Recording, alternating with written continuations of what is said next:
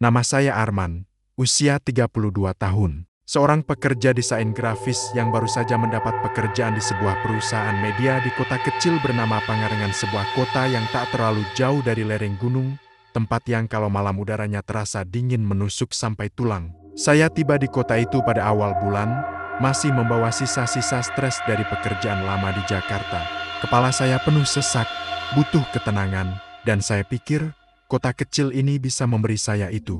Tapi seperti banyak orang yang kabur dari keramaian, saya lupa bahwa tempat sepi justru memberi ruang untuk hal-hal yang tak terlihat. Untuk ikut bicara, perjalanan mencari tempat tinggal memakan waktu 2 hari, sampai akhirnya seorang rekan kerja menyarankan sebuah rumah kontrakan sederhana di ujung gang sempit, jauh dari keramaian, tapi cukup dekat dengan kantor. Rumahnya bagus kok, Mas, kata rekan kerja saya, Anton. Tetangganya juga ramah. Kecuali, ya, satu rumah yang di samping itu jarang keluar. Saya tidak terlalu ambil pusing waktu itu. Harga kontrakannya murah, ruangannya luas, dan saya butuh tempat cepat. Malam itu juga saya pindah. Jam sudah menunjukkan jam 20:47 saat saya memarkir mobil di depan gang kecil itu. Lampu-lampu kuning jalanan seperti nyala seadanya. Beberapa sudah mati, angin dingin menelusup dari sela-sela jaket. Ada aroma tanah basah dan anyir samar yang entah dari mana. Gang itu hanya muat satu motor. Mobil saya harus dibiarkan di pinggir jalan, agak jauh. Saya berjalan masuk sambil menyeret koper dan 2 kardus besar. Rumah kontrakan saya berada di kanan, nomor D4. Tepat di sebelahnya, nomor D5, berdiri rumah kecil dengan cat tembok kusam berwarna krem pudar. Lampunya menyala temaram. Ada kursi kayu di teras, dan sebuah sandal jepit butut di dekat pintu hanya satu pasang, seolah pemiliknya baru pulang. Saya sempat menoleh sebentar. Rumah itu, perasa seperti sedang memperhatikan saya. Tidak ada suara televisi, tidak ada cahaya dari selat tirai, tidak ada tanda kehidupan. Tapi saya merasa sedang ada yang mengintip dari balik tirainya. Merinding saya waktu itu, tapi saya buru-buru masuk ke kontrakan sendiri. Toh, saya pikir, mungkin cuma tetangga introvert. Di dalam rumah kontrakan itu tampak sederhana, ruang tamu kecil, dapur, 2 kamar tidur, dan kamar mandi di belakang. Tidak ada yang aneh. Hanya saja, waktu saya membuka jendela ruang tamu, jendela itu persis menghadap ke dinding rumah tetangga sebelah. Jarak antar rumah hanya sekitar 70 cm. Jarak yang terlalu dekat untuk rumah yang ingin tenang. Saya meletakkan koper, membereskan sedikit barang, dan membuat mie instan untuk makan malam. Saat saya sedang makan, terdengar suara kerak, kerak, kerak. Seperti ada yang berjalan pelan di koridor sempit antara rumah saya dan rumah tetangga sebelah. Saya berhenti mengunyah. Saya pasang telinga. Suara itu berhenti. Saya menelan ludah. Mungkin kucing, pikir saya. Saya mencoba melanjutkan makan.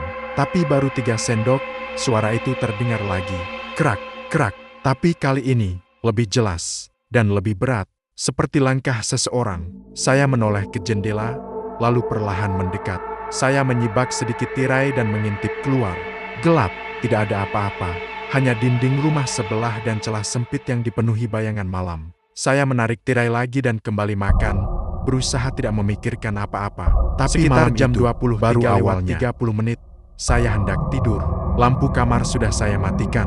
Angin malam bertiup lembut lewat ventilasi. Saya hampir terlelap ketika tok, tok, tok, ada suara ketukan halus di dinding kamar saya. Saya membuka mata. Diam. Lalu suara itu terdengar lagi, lebih pelan. Seolah seseorang mengetuk dengan kuku. Tok, tok, tok. Dan ini bukan dinding yang menghadap jalan. Ini dinding yang menempel dengan rumah tetangga sebelah. Saya langsung bangun dan menyalakan lampu. Siapa sih jam segini ngetok dinding? Gerutu saya. Awalnya saya berpikir mungkin tikus atau serangga besar. Tapi ketukannya terlalu ritmis, terlalu seperti permintaan. Saya diam. Kalau itu manusia, mungkin dia butuh sesuatu. Saya mengetuk balik pelan. Tok, tok. Tidak ada respons. Saya mendekatkan telinga ke dinding. Hening. Saya mundur, hendak kembali ke kasur. Dan tiba-tiba, tok, tok, tok, tok, tok. Ketukannya berubah cepat dan keras. Saya mematung. Saya tidak bisa bergerak, rambut tengkuk saya berdiri. Apapun yang mengetuk itu, bukan ingin minta tolong, tapi ingin mengganggu. Sudah malam, Mas. Suara seorang pria tua tiba-tiba terdengar dari luar jendela kamar saya. Saya terkejut, hampir menjerit. Saya mendekat ke jendela dan membuka tirai. Di luar, berdiri seorang bapak-bapak dengan baju koko dan sarung. Wajahnya ramah tapi sedikit cemas. "Maaf ya, saya tetangga depan," katanya sambil menunjuk rumahnya di seberang gang. "Bapak dengar tadi ada suara?" Saya mengangguk cepat. "Iya, Pak, dari rumah sebelah kayaknya. Ada yang ngetok dinding." Bapak itu menatap rumah D5, lalu menatap saya lagi. "Lebih lama dari seharusnya. Mas Arman ya, yang baru pindah?" "Iya, Pak." Bapak itu menarik napas panjang. "Mas, mulai besok, kalau sudah di atas jam 10 malam, jangan lagi merespons apapun yang datang dari rumah itu." Saya mengerutkan kening. "Maksudnya apa, Pak? Tetangganya kenapa?" Bapak itu tidak langsung menjawab. Ia hanya menatap rumah D5 lama sekali, seolah ada sesuatu yang tidak boleh ia katakan. Akhirnya ia mendekat sedikit dan berbisik, "Rumah itu sudah lama kosong, tidak ada yang tinggal." Saya membeku. "Tapi, Pak, lampunya nyala." "Iya," kata bapak itu lirih. Terus, "Sandal depan pintunya, itu bukan milik manusia yang masih hidup, Mas." Tubuh saya langsung dingin, tenggorokan saya mengering.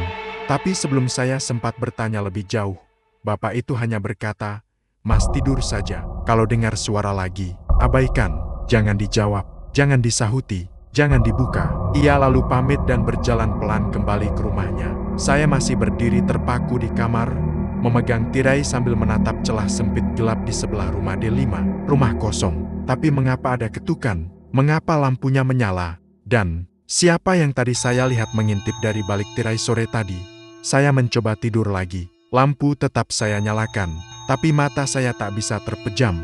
Setiap suara kecil membuat saya terlonjak. Hingga akhirnya, suara itu kembali. Krak, krak, terdengar dari arah jendela dapur. Seperti ada yang menggesek kaca dari luar. Saya memaksa diri untuk tetap di ranjang. Saya ingat peringatan bapak tadi, jangan respon apapun. Saya menarik selimut sampai menutupi kepala. Tapi suara itu semakin jelas. Krik, krik, krik, lalu berubah menjadi ketukan halus. Tok, tok, tok. Saya menahan napas. 3 detik, 5 detik, suara itu berhenti. Saya menutup mata erat-erat, mencoba tidur. Saya hampir terlelap ketika tiba-tiba ada suara dari luar kamar. Suara langkah kaki, pelan, menyeret, srek, srek, srek. Saya membuka mata perlahan. Jantung saya berdegup keras. Langkah itu terdengar semakin dekat, menuju kamar saya. Saya memejamkan mata erat-erat, menahan napas. Dan kemudian, tok, tok, tok, seseorang atau sesuatu mengetuk pintu kamar saya dari luar. Perlahan, teratur, seolah sedang menunggu saya menjawab. Saya tidak bergerak, tidak bernapas, tidak merespons sedikit pun. Akhirnya, suara itu berhenti. Saya tidak tahu berapa lama saya terjaga setelah itu. Saya hanya ingat bahwa saya tertidur ketika azan subuh terdengar dari kejauhan. Dan pagi itu, saat saya membuka pintu kamar pelan-pelan, tidak ada siapa-siapa, hanya udara dingin, dan jejak kaki kotor, tanah basah, menuju dapur, lalu ke arah jendela belakang, seolah ada seseorang semalaman berdiri di situ, mengawasi saya tidur. Pagi setelah malam pertama itu adalah pagi yang tidak akan pernah saya lupakan. Udara masih lembab, matahari belum sepenuhnya muncul dari balik bukit. Saya membuka pintu perlahan, menatap jejak-jejak tanah yang mengarah dari jendela dapur menuju kamar saya tadi malam. Jejak itu seperti milik manusia, tapi bentuknya aneh. Telapak kakinya terlalu panjang, jari-jarinya seolah menekuk ke dalam, dan bagian tengahnya cekung seperti seseorang yang berjalan dengan kaki yang sudah tidak lumrah lagi. Saya menyusuri jejak itu sampai berakhir tepat di depan pintu kamar saya. Sejak saat itu, ada sesuatu dalam diri saya yang berubah. Bukan hanya takut, tapi seperti ada mata yang terus memperhatikan dari tempat yang tidak terlihat. Saya memutuskan untuk keluar rumah, mencari udara segar, sekaligus sedikit menenangkan diri. Di depan rumah, gang kecil itu tampak biasa saja. Beberapa warga sudah mulai beraktivitas. Aroma gorengan dari warung depan gang tercium samar. Namun, rumah sebelah, D5, tetap terasa berbeda. Pintu tertutup, tirai tetap terpasang, tidak ada suara apapun. Tapi sandal jepit butut itu masih ada di tempat yang sama. Tidak bergeser sedikit pun, seolah dibiarkan begitu saja sejak lama. Saya memperhatikan lebih lama, dan saya menyadari sesuatu. Sandal itu terlalu bersih untuk ukuran sandal yang dibiarkan di luar. Tidak ada debu, tidak ada tanah, tidak ada bekas pakai, seperti sandal baru. Tapi, kenapa tampak usang? Saya merasa merinding lagi. Saat saya hendak menuju warung, saya berpapasan dengan bapak-bapak yang semalam menegur saya. Ia tampak lebih cerah pagi ini, tidak semenegangkan semalam. Mas Arman, sapanya. Sudah sarapan? Belum, Pak. Mau ke warung? Ia mengangguk. Mas sudah dengar suara apa lagi? Saya menelan ludah. Ada, Pak, jejak kaki juga, dari dapur sampai kamar. Bapak itu menghela napas panjang, seperti sudah menduga. Mas, saya mau cerita sedikit, tapi jangan takut dulu. Anggap saja sebagai pengetahuan. Kami duduk di bangku kecil dekat pagar rumahnya. Ia menatap rumah D5 dengan raut campur antara takut dan prihatin. Dulu rumah itu dihuni seorang wanita muda. Katanya pelan, namanya Bularas. Saya mengangguk, mendengarkan. Suaminya bekerja di luar kota. Dia tinggal sendirian. Orangnya pendiam, tapi ramah. Pekerja kantoran juga. Tidak ada hal aneh selama 2 tahun ia tinggal di situ. Bapak itu berhenti sejenak, tapi suatu malam, kami dengar suara teriakan dari dalam rumahnya. Teriakan panjang, seperti orang kesakitan atau ketakutan. Saya merasakan punggung saya berkeringat dingin. Warga datang, kami ketuk pintu. Tidak ada jawaban. Kami dobrak, dan Bularas ditemukan. Bapak itu menutup mulutnya. Matanya sedikit berkaca. Meninggal, dalam posisi berdiri menghadap dinding. Saya terperanjat, tubuh saya menegang. Dokter bilang ia kena serangan jantung. Tapi, cara ditemukannya itu yang membuat kami tidak bisa tidur berminggu-minggu. Saya menelan ludah. Bagaimana, Pak? Dia berdiri kaku, menempel di dinding, seperti sedang melihat sesuatu. Di balik dinding itu, saya langsung teringat dinding kamar saya, dinding yang semalam diketuk seseorang. Setelah itu rumahnya kosong. Tapi masalahnya, banyak kejadian aneh. Aneh bagaimana? Lampu rumahnya sering tiba-tiba menyala sendiri. Ada suara langkah-langkah pelan di gang. Sandal itu, ia menunjuk sandal depan rumah kosong itu. Tidak pernah boleh disentuh. Pernah ada anak kecil menendangnya main-main. Besoknya demam tinggi 3 hari. Tubuh saya membeku. Mas Arman, lanjut bapak itu serius. Kalau malam ada suara dari sana, jangan dijawab, jangan disahuti, jangan dibalas. Apapun yang terjadi, saya mengangguk. Tapi hati saya masih tidak tenang, karena saya baru menyadari sesuatu. Semalam, saya membalas ketukan itu, walau hanya 1 kali. Saya pulang ke rumah dengan pikiran yang lebih berat dari sebelumnya. Pintu rumah D5 tetap tertutup rapat, tidak ada tanda-tanda kehidupan. Namun saat saya membuka pintu kontrakan sendiri, aroma aneh menyambut saya. Aroma tanah basah, dan bau menyengat yang seperti kain basah yang ditinggal terlalu lama. Saya memeriksa seluruh rumah. Tidak ada apa-apa, tapi ketika saya masuk kamar, saya tertegun. Di atas meja kecil dekat jendela, ada secangkir kopi. Kopi hitam, masih panas. Padahal saya tidak pernah membuat kopi pagi itu. Tangan saya gemetar. Saya memegang cangkir itu hangat. Ada setetes cairan hitam menetes di sisi cangkir. Saya mendekatkan hidung, dan saya langsung melempar cangkir itu ke lantai. Karena itu bukan aroma kopi, itu aroma tanah kuburan. Seharian di kantor, kepala saya penuh bayangan cangkir itu. Bagaimana bisa ada di kamar saya? Siapa yang masuk? Atau apa yang masuk? Sorenya, saat saya pulang, gang kecil itu sudah mulai gelap. Udara semakin dingin. Angin menderu lembut melewati celah-celah rumah. Saya mempercepat langkah. Dan saat saya melewati rumah D5, tirainya bergeser. Sedikit, seolah ada seseorang di baliknya. Mengintip, saya berhenti. Saya berusaha mengatur napas. Tirai itu kembali diam. Lampu dalam rumah menyala. Lembut, kuning pucat. Saya menelan ludah dan melanjutkan langkah. Tapi baru beberapa meter tok, tok, tok. Ada suara ketukan dari dalam rumah D5. Saya berhenti lagi. Ketukan itu tidak keras, tidak memaksa. Justru terdengar seperti seseorang yang sedang mencoba memberi tanda keberadaan. Saya memejamkan mata sebentar. Dan saat saya membuka mata, saya melihat sesuatu. Dari bawah pintu rumah D5, ada bayangan kaki. Seseorang berdiri di balik pintu. Tidak bergerak, tidak membuka pintu. Hanya berdiri, menghadap saya. Malam itu, sekitar jam 22:10, saat saya hampir tertidur, suara itu datang lagi. Dari dinding yang sama, tok, tok, tok. Saya menggigil. Saya ingat pesan bapak itu, jangan jawab. Saya diam. Tapi suara itu tidak berhenti. Ketukan semakin keras. Saya menutup telinga dengan bantal. Namun suara itu seolah bergema di dalam kepala saya. Saya memejamkan mata erat. Dan kemudian, suara ketukan berhenti. Sunyi. Saya membuka mata, menarik napas. Dan saat saya menoleh ke arah pintu kamar, ada sesuatu di lantai. Sebuah sandal. Sandal jepit butut. Sandal yang sama yang ada di depan rumah D5.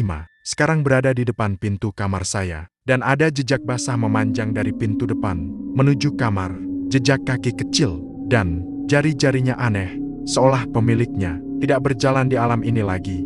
Saya gemetar hebat, dan tepat ketika saya hendak bangkit untuk memeriksa pintu depan, lampu kamar saya padam. Semua gelap total.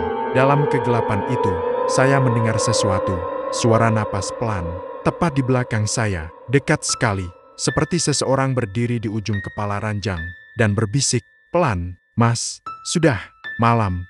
Saya gemetar hebat, dan tepat ketika saya hendak bangkit untuk memeriksa pintu depan, lampu kamar saya padam. Semua gelap total. Dalam kegelapan itu, saya mendengar sesuatu, suara napas pelan, tepat di belakang saya, dekat sekali, seperti seseorang berdiri di ujung kepala ranjang, dan berbisik, pelan, "Mas, sudah malam."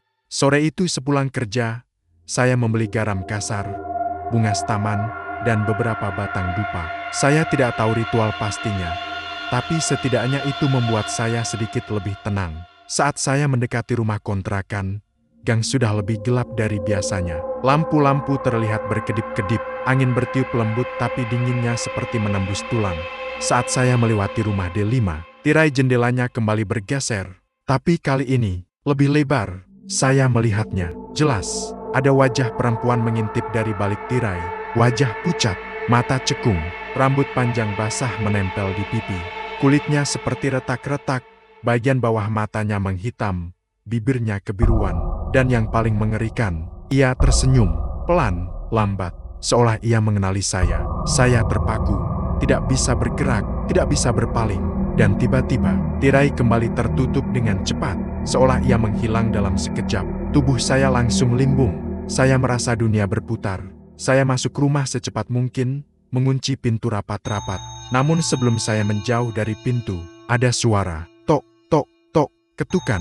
Tapi bukan dari luar rumah, dari dalam ruang tamu. Saya membalikkan badan dengan cepat. Di lantai dekat sofa, ada sebuah foto lama, foto perempuan. Saya ambil dengan tangan gemetar. Dan begitu saya membaliknya, jantung saya seperti berhenti bekerja. Karena itu adalah foto perempuan yang tadi mengintip dari balik tirai. Dan di belakang foto itu tertulis, "Aku senang Mas sudah datang." Malam itu, tepat jam 23:11, ketukan di dinding kembali datang. Pelan, teratur, sabar.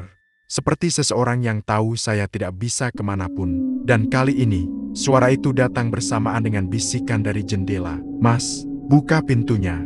Setelah ketukan itu terdengar dari jendela, saya hanya bisa terdiam mematung. Tubuh saya seakan menolak bergerak, tetapi pikiran saya berteriak untuk kabur.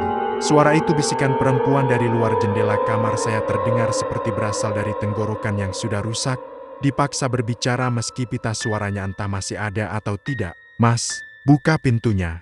Saya menarik napas dalam-dalam, mencoba tetap tenang, mengingat pesan Pak Darmo, jangan menjawab, jangan merespons, jangan buka pintu. Saya memejamkan mata dan menutup telinga dengan tangan. Tapi suara itu tidak berhenti. "Mas, saya kedinginan." Suara itu kini terdengar lebih dekat, seolah perempuan itu berdiri tepat di balik kaca jendela kamar. Suaranya semakin jelas, semakin memohon, semakin tidak manusiawi. "Mas, bukakan." Saya ulang. Saya membuka mata, dan pelan-pelan menoleh ke jendela. Tirai jendela bergoyang perlahan, meski angin malam hampir tidak terasa. Saya bisa melihat sileuet seseorang berdiri di balik tirai. Tubuhnya panjang, tipis, kaku, rambutnya menjuntai sampai menutupi dada. Kepalanya seperti condong ke satu sisi, tidak lurus, seolah lehernya patah di satu titik. Saya mundur satu langkah. Bayangan itu bergeser, sesuatu mengusap kaca dari luar. Suara gesekannya seperti kuku yang menyeret kaca dengan lembut, lambat, penuh niat. Kriit, kriit. Saya tidak tahan. Saya berlari keluar kamar menuju ruang tamu. Lampu ruang tamu masih menyala, tapi saya melihat ada hal yang membuat saya berhenti tepat di pintu kamar. Semua tirai jendela rumah saya kini terbuka. Semua, tirai ruang tamu, tirai dapur, tirai kamar, tirai kecil ventilasi, semuanya. Dan di balik tirai ruang tamu, ada wajah. Wajah yang sama seperti di rumah D5. Wajah pucat, bibir membiru, mata cekung menghitam, terkulai seperti mayat yang baru diangkat dari air. Ia menatap saya dari balik kaca, begitu dekat sehingga embun dari napasnya menempel di kaca. Saya terpaku, mulutnya bergerak, lambat, mengerikan. Maas, Armaan, saya hampir terjatuh. Bagaimana bisa ia tahu nama saya? Saya mundur, tetapi langkah saya terhenti ketika mendengar suara lain dari arah dapur. Tok, tok, tok, ketukan lagi. Tapi kali ini bukan satu ketukan, ada 3 arah sekaligus. Dari jendela dapur, dari pintu depan, dari dinding kamar. Ketukan yang ritmis, bersama-sama, seolah menandakan bahwa mereka semua tahu saya berada di tengah rumah. Saya merasa seperti hewan buruan, dan ruangan itu adalah perangkapnya. Saya memutuskan pergi ke rumah Pak Darmo. Apapun yang terjadi, saya tidak bisa bertahan di rumah malam itu. Saya mengambil kunci, dompet, dan ponsel. Saya membuka pintu rumah secepat mungkin dan begitu pintu terbuka, angin dingin menyapu wajah saya. Tapi itu bukan angin yang biasa. Itu angin yang berat, seperti membawa dalamnya tanah basah. Saya hendak melangkah keluar, namun sesuatu menghentikan saya. Di depan pintu rumah saya, ada seseorang berdiri membelakangi saya. Rambut panjang menutupi seluruh punggung. Bajunya putih kusam, penuh noda tanah dan lumpur yang sudah mengering. Sandal jepit butut yang biasanya berada di depan rumah D5, kini dipakai di kakinya. Ia berdiri terpaku, tidak bergerak sedikit pun. Tubuh saya langsung lemas.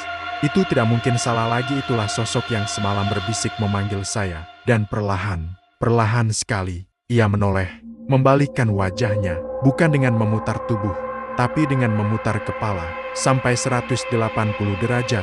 Matanya bertemu mata saya, mulutnya tersenyum lebar, terbuka lebar seperti robek. Saya jatuh terduduk, mulut saya ingin berteriak, tapi suara saya tidak keluar. Perempuan itu bergerak mendekati saya, satu langkah lagi. Namun sebelum ia sempat menyentuh saya, suara keras terdengar dari arah gang. Arman, masuk lagi, jangan keluar. Itu suara Pak Darmo. Saya spontan mendorong pintu dan kembali masuk rumah. Saya menutup pintu keras-keras, menguncinya, lalu mundur ke tengah ruang tamu sambil terengah-engah. Ketukan langsung datang. Tok, tok, tok.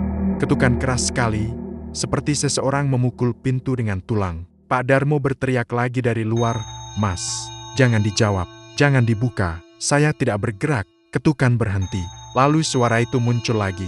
Suaranya lembut, lebih lembut dari sebelumnya. "Mas, kenapa ditutup?" Saya mundur. Napas saya tidak beraturan. Saya bisa mendengar suara langkah kaki menyeret di depan pintu. Lalu suara kuku menggaruk kayu. Krit, kretiket. Saya menutup telinga. Saya mengecupkan tubuh ke sudut ruangan. Saya membaca doa apapun yang saya ingat. Setelah beberapa menit, suara itu berhenti. Saya tidak tahu apakah ia pergi, atau hanya berdiri diam menunggu saya lengah. Beberapa menit kemudian, pintu rumah diketuk lagi. Tapi kali ini ketukannya berbeda, cepat, cemas, manusiawi.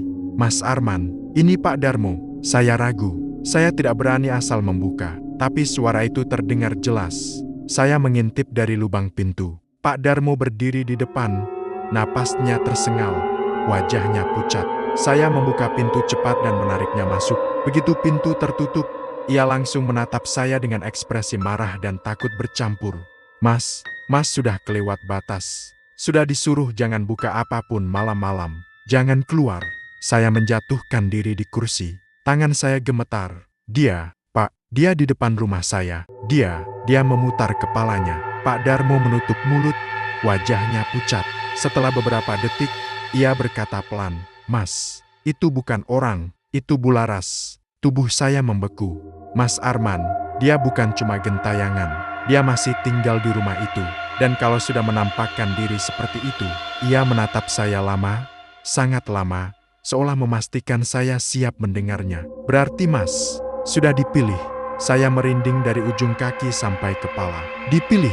Untuk apa, Pak?" Pak Darmo menelan ludah.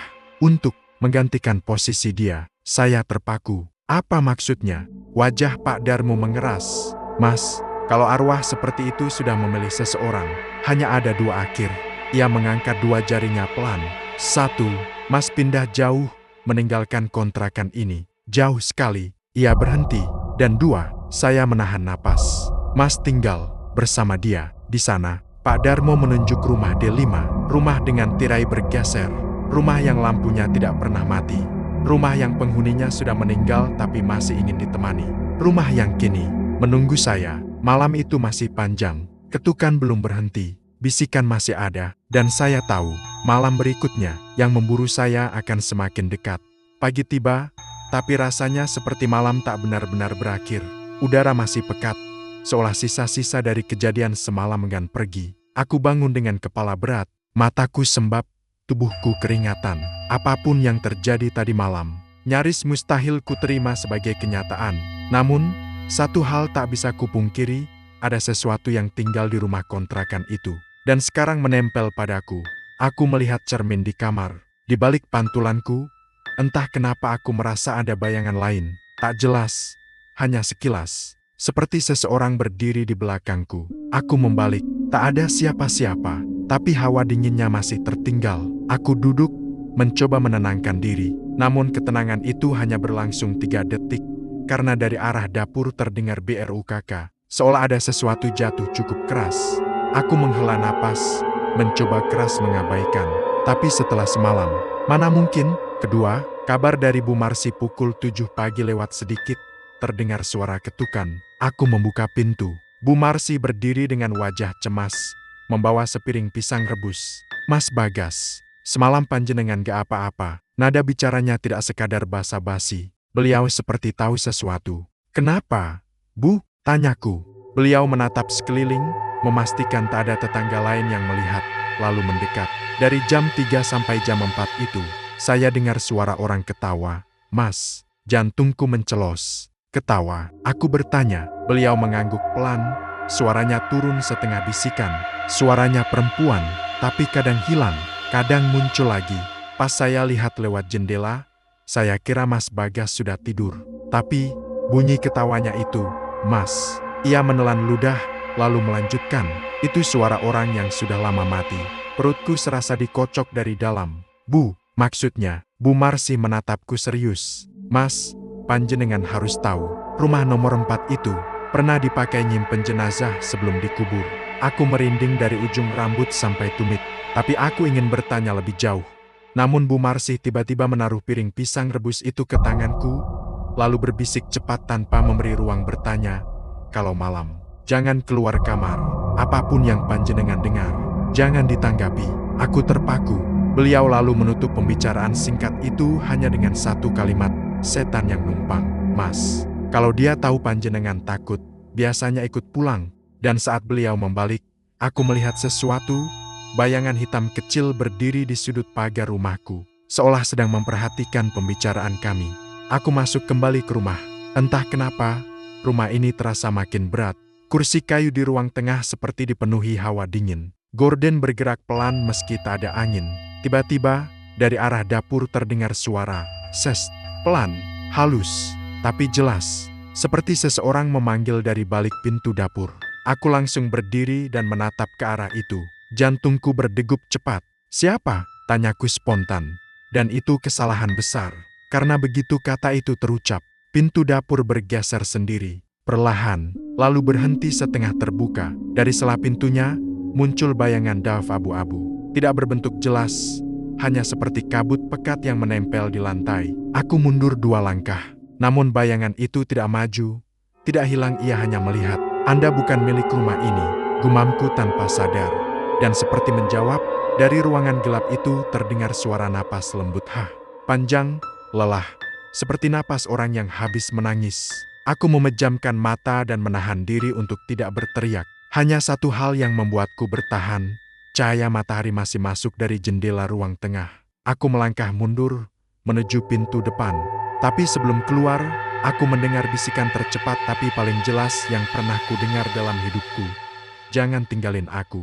Suara itu suara TETANGGA baru itu. Suara perempuan yang kemarin malam mengajakku masuk. Padahal dia sudah mati. Aku lari keluar rumah tanpa berpikir panjang. Keempat, menghadap Pak RT, dia sudah meninggal. Mas, aku langsung menuju rumah Pak RT, rumah paling ujung gang.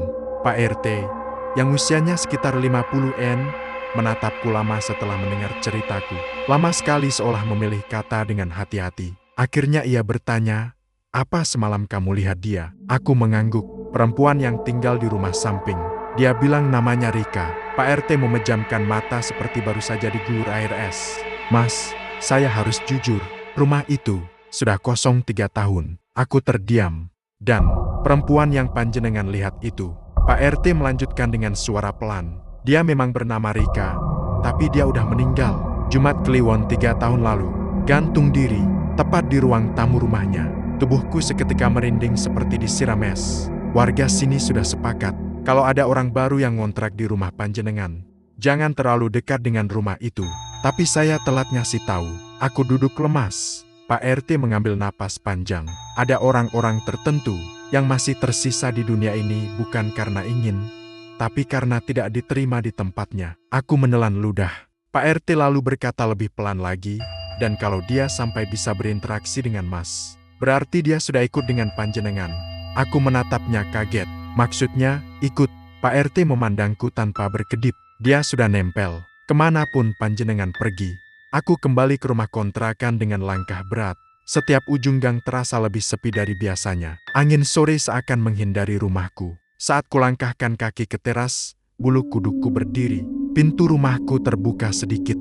Padahal tadi kumatikan dengan sempurna. Aku mendorong pelan, dan di ruang tamu, aku melihat sesuatu yang membuat napasku hilang. Sepasang sandal perempuan, basah, seolah habis dipakai berjalan di tempat berlumpur, dan diletakkan rapi di depan kamarku. Itu bukan sandal milikku, bukan sandal siapapun, tapi aku mengenalnya. Karena semalam, aku melihat sandal itu dipakai oleh perempuan bernama Rika. Tubuhku kaku. Perlahan, terdengar suara dari dalam kamar. "Aku udah pulang." Suara perempuan, pelan, parau, dan patah-patah seperti pita rekaman yang rusak. Aku mundur, tapi kamar itu perlahan membuka sendiri. Pintu kamar berdiri setengah terbuka, dan dari balik gelapnya, muncul tangan pucat menempel ke kusen pintu. Jari-jarinya kurus, memanjang, dan kuku-kukunya hitam keunguan. Tangan itu menggeser pintu. Pelan, lebih jauh, lebih jauh. Dari balik pintu, sosok itu muncul, Rika.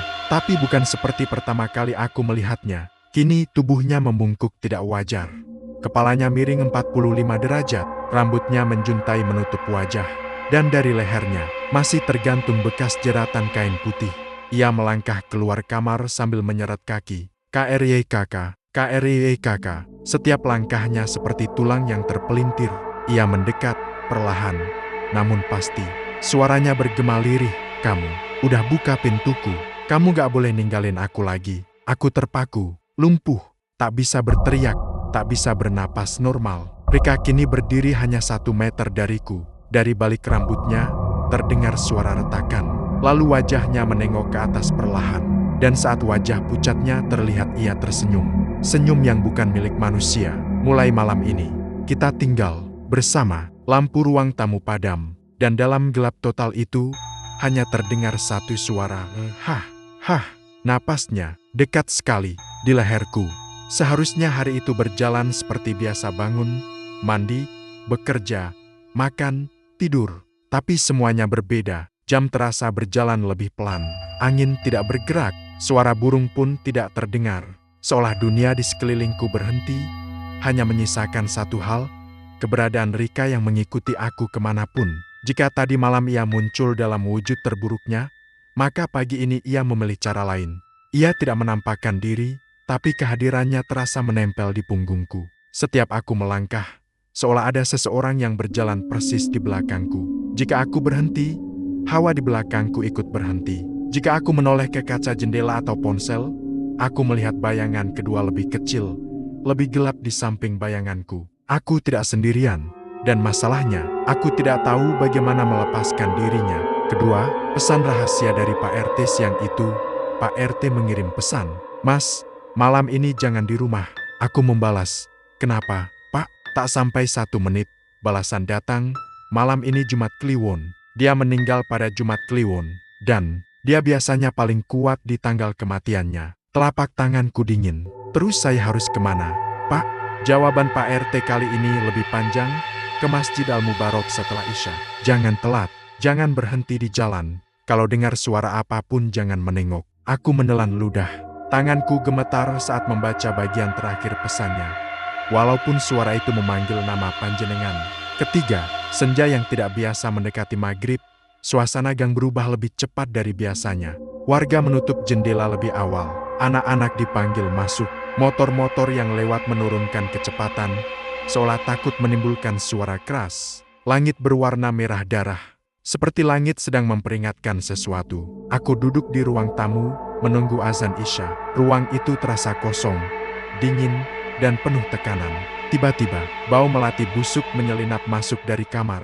Semakin kuat, semakin menusuk, seolah ada bunga yang membusuk di dalam ruangan. Aku tahu siapa yang datang. Bau itu seperti tanda kedatangannya. Rika, gumamku pelan. Dan benar saja, dari arah kamar, terdengar suara langkah. Krak, krek, krek, langkah pelan, berat, seret, tidak seperti manusia berjalan, tetapi seperti sesuatu yang memaksa dirinya bergerak dengan tubuh yang patah. Aku menahan napas. Rika berhenti tepat di ambang pintu kamar. Tubuhnya tidak tampak jelas, hanya bayangan gelap dengan rambut terurai panjang. Tapi aku bisa merasakan tatapannya menembus punggungku. Perlahan, ia berbisik, "Kamu mau pergi, ya?" Darahku seperti berhenti mengalir. Bisikan itu tepat di belakangku. Padahal aku tidak mendengar langkahnya mendekat. Aku memejamkan mata. Tiba-tiba, leherku terasa dingin. Sangat dingin. Seperti ada seseorang yang meniupkan napas di sana. "Jangan tinggalin aku." Aku hampir menjerit. Tapi kemudian azan Isya berkumandang. Dan dalam sekejap Rika menghilang. Bau melati busuk itu lenyap seketika. Aku keluar rumah sesegera mungkin, tanpa menutup pintu, tanpa melihat ke belakang. Gang terasa lebih gelap dari biasanya. Lampu jalan berkelip-kelip, seperti sekarat. Aku berjalan cepat, mengingat pesan Pak RT, jangan menoleh kalau ada suara yang memanggil. Dan benar saja, belum 20 meter dari rumah, aku mendengar suara itu. Bagas, suara perempuan, lembut, dingin, dan terlalu dekat. Aku tetap berjalan. "Bagas, tungguin aku." Aku menggigit bibirku begitu keras hingga terasa perih. Suara itu mengikuti langkahku. Kadang terdengar jauh, kadang seperti dari balik telingaku sendiri. "Aku di sini." Aku ikut, aku mempercepat langkah. Namun suara itu seperti menempel di bahu kiriku. Saat aku hampir sampai di ujung gang, suara itu berubah menjadi suara tangisan. Pelan pada awalnya, lalu mengeras, lalu berubah menjadi jeritan. "Jangan tinggalin aku." Aku tak kuat lagi. Aku lari.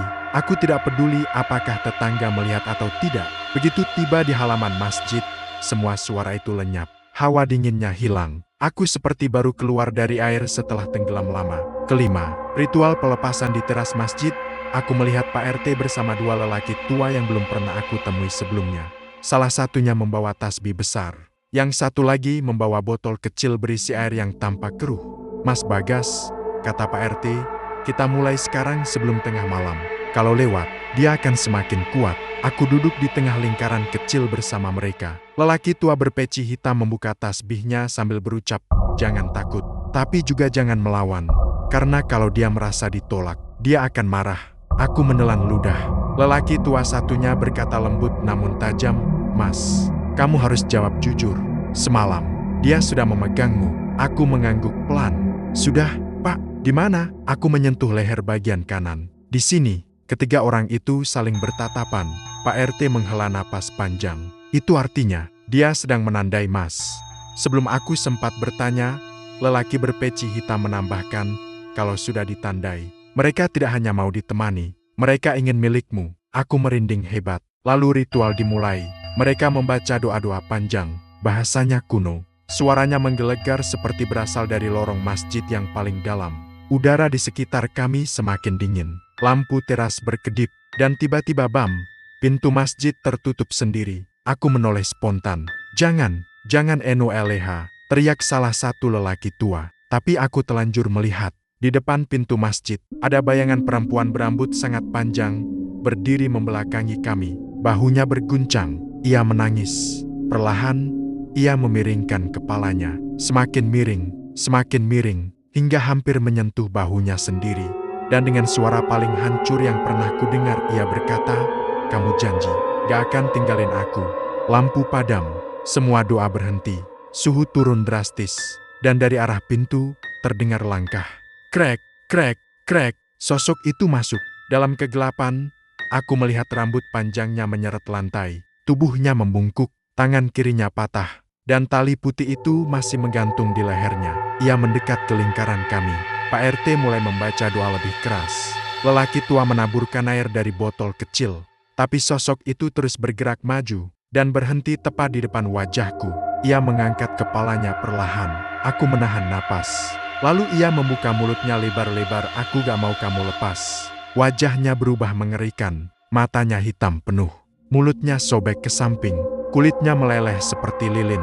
Gelap. Semua gelap. Yang terdengar hanya suara jeritan, doaku, dan langkah-langkah patah itu mengitariku. Dan setelah beberapa detik yang terasa seperti seabad, tiba-tiba semuanya berhenti. Sunyi, sangat sunyi.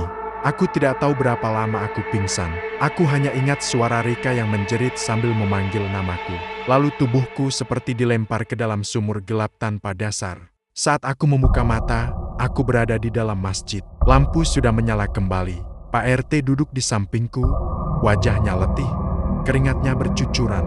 Dua lelaki tua tadi yang aku baru tahu bernama Mbah Suro dan Mbah Pawiro sedang duduk sambil mengatur napas. Mas Bagas, Pak RT menepuk pundakku pelan, panjenengan sudah kembali. Aku memegang dadaku, napas masih sesak, tenggorokan perih. Dia di mana? Pak, suaraku serak. Pak RT menelan ludah. Sudah pergi, untuk sekarang. Kata untuk sekarang membuatku merinding. Dia mencoba menarik Mas, kata Mbah Pawiro lirih. Narik? Aku bertanya. Iya, sambung Mbah Suro. Dia ingin Mas ikut ke tempatnya, supaya Mas jadi temannya selamanya. Aku terdiam, kulitku terasa dingin. Kenapa aku? Tanyaku. Kenapa bukan orang lain? Suasana hening beberapa detik, lalu Pak RT menjawab dengan suara pelan. Karena panjenengan mirip sekali dengan orang yang dulu pernah menjadi alasan kematiannya. Aku menatap Pak RT, kaku. Siapa? Mbah Suro menghela napas panjang, lalu mulai bercerita. 3 tahun lalu, kata Mbah Suro, Rika tinggal di rumah nomor 4 bersama adiknya, seorang laki-laki bernama Damar. Aku mengangguk, mencoba mengingat. Rumah itu memang tampak seolah pernah dihuni lebih dari 1 orang. Damar itu badannya sakit-sakitan. Jadi Rika yang bekerja dan mengurus rumah. Lalu, tanyaku, suatu hari, lanjut Pak RT, Rika mulai dekat dengan seorang lelaki. Namanya Andra. Aku menelan ludah. Nama itu asing. Tapi entah kenapa, jantungku berdebar saat mendengarnya. Andra sering datang malam-malam. Katanya ingin bantu-bantu urus Damar. Pak RT melanjutkan. Tetapi ternyata, hubungan mereka lebih dari itu. Aku diam, mendengarkan. Masalahnya, Pak RT menatapku dalam, Mas Bagas. Wajah panjenengan itu mirip sekali dengan Andra. Aku tersentak. Mbah Pawiro menambahkan. Andra meninggalkan Rika begitu saja saat Damar meninggal dunia. Rika tak sanggup menghadapi semuanya sendiri. Ia depresi, dan akhirnya menggantung diri di ruang tamu rumahnya. Aku mengusap wajah. Nafasku terasa berat. Jadi, dia kira aku itu Andra. Suara itu keluar lirih dari mulutku. Pak RT mengangguk pelan. Waktu kamu menatapnya di malam pertama. Waktu kamu berdiri di depan pintu rumahnya. Waktu kamu memanggil namanya. Pak RT menahan napas. Dia kira Andra kembali. Aku merinding hebat. Dan saat roh seperti itu sudah merasa kembali ditemani. Ia tidak mau ditinggalkan lagi, kata Mbah Suro.